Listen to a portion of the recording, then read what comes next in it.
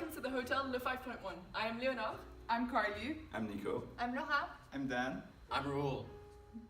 Our hotel is run by a management team that provides benefits of brand recognition, chain affiliation, operating standards, administrative and legal support, central reservations, and group marketing.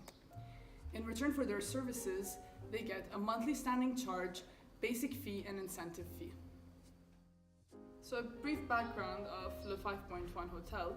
It's a 3 to 4 star full service hotel, which is 8 years old. It's located in the city center by the waterfront. It's not pretentious, very luxurious and charming, and it's integrating comfort and technology. Le 5.1 consists of 250 rooms, 50 premium and 200 standard. It also has one restaurant of 125 seats with an adjoining bar lounge of 50 seats. Also has a conference of 2,000 feet squared, an event space, maximum capacity of 200 people, one exercise room, and a small pool and outdoor recreation area. Our hotel provides services such as free parking, national and international telephone services, laundry, guest room, digital entertainment, and room service. Our main positioning strategy was focused on weekday business travelers. This is because they tend to book last minute and are willing to pay higher prices. Business travelers need good services and facilities. This is why we invested in a business center and meeting rooms. We also invested in a transport van and executive lounge. We focus on direct marketing to promote the hotel to business travelers. This way the hotel has a good reputation, which is important to them. For our pricing strategy, we focus on last year's price range, where we found in the information section.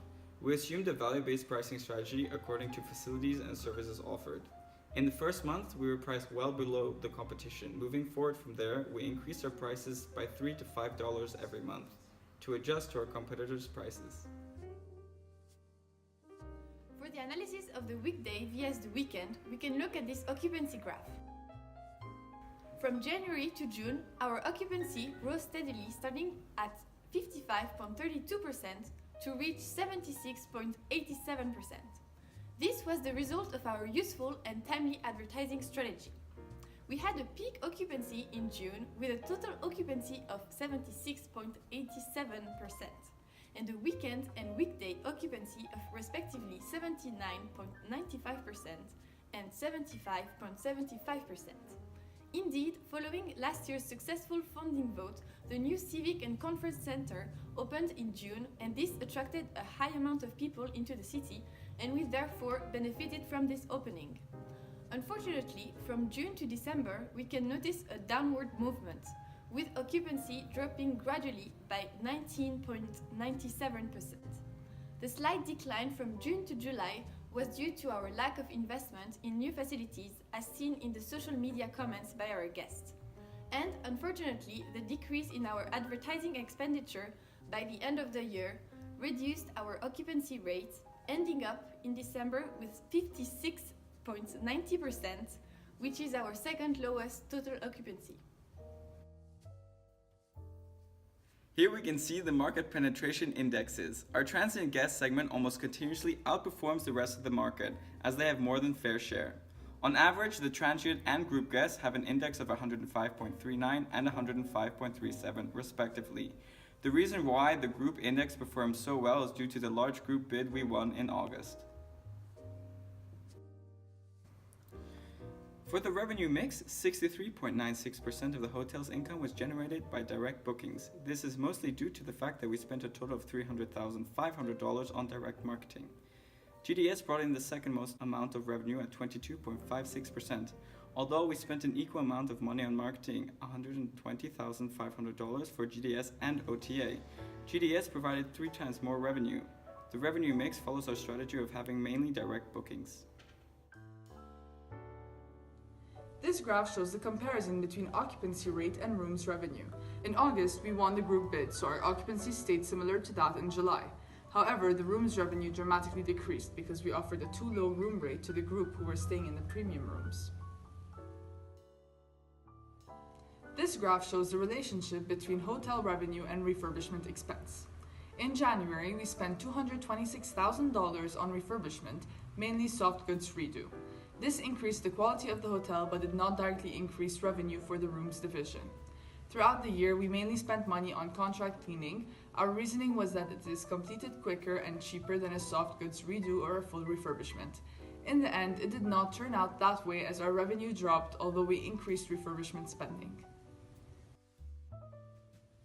This graph shows the hotel revenue and compares it to the GoPar and net profit. We can see the hotel revenue is steadily rising until August.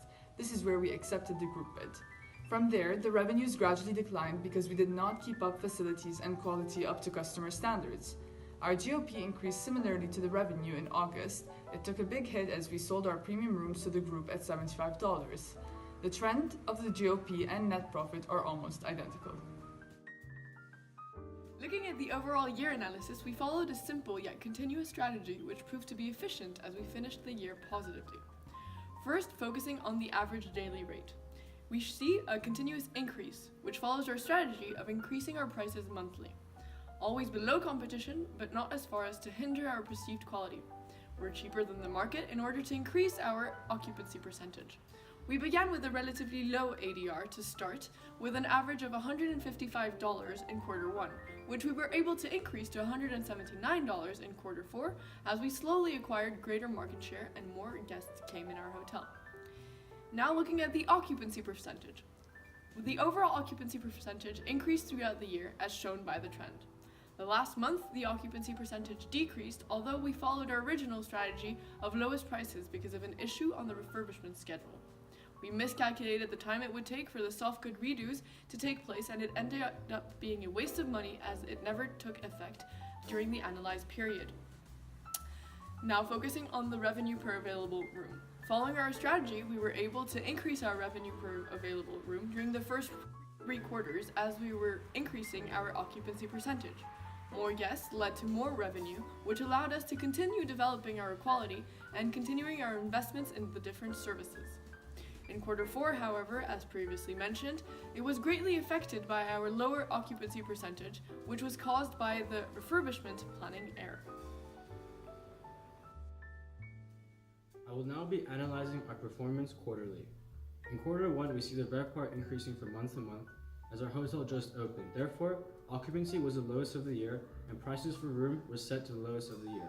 Therefore, our revenue per available room was the smallest for Q1. During Q1, we executed a soft goods redo of the property, aiming to develop and maintain the hotel to attract more customers for the rest of the year. We see the ADR increasing in Q1. As each month we became more established, we decided that it was advantageous to increase prices for more revenue. One of the biggest increases in occupancy from month to month is from February to March, with a 6% increase. This is because in January and February, most of the hotel was undergoing a soft goods redo. Therefore, once this was done and the hotel aesthetics and quality was increased, we saw one of the biggest jumps in occupancy for the year. Even though we had an occupancy jump in March, we did not have a good reputation for March. It was the lowest of the quarter. Even though a soft goods redo was done for the most of the hotel, except the rooms in January and February, from this reputation table we can see that a real refurbishment would have been more useful to have a higher reputation in March, or we should have also done a soft goods redo of the rooms in January and February. In Q2, we see the RevPAR stay constant from April to May. This is because we did not change our prices for these months. We saw that our prices were increasing revenue for previous months, therefore, we decided to keep our prices the same. Also, occupancy dropped by 0.04%, therefore, this was also an influence on the revenue per available room staying constant. From May to June, we increased prices slightly, and contract cleaned most of the hotel. From this, we managed to increase occupancy by a high 6%, one of the 2 largest occupancy increases of the year. This is the reason for RevPAR drastically increasing from 113 to 131 from May to June, an increase in prices and an increase in occupancy. In this quarter, we see the ADR slightly increasing from April to May and a large increase from May to June. This is because an increase in prices again is the cause of a large ADR increase from May to June. Not to forget the occupancy jump of 6% to also influence the huge ADR increase. We see the reputation graph for Q2 continue to decline. In the previous month, we only concentrated on improving the bar and lounge and environmental program through a soft goods redo. We felt the bar and lounge would be a huge part of the success of our hotel as we are providing to business travelers. We see the bar and lounge reputation go up at the end of Q2 to 70%, from the start of the quarter at 60%.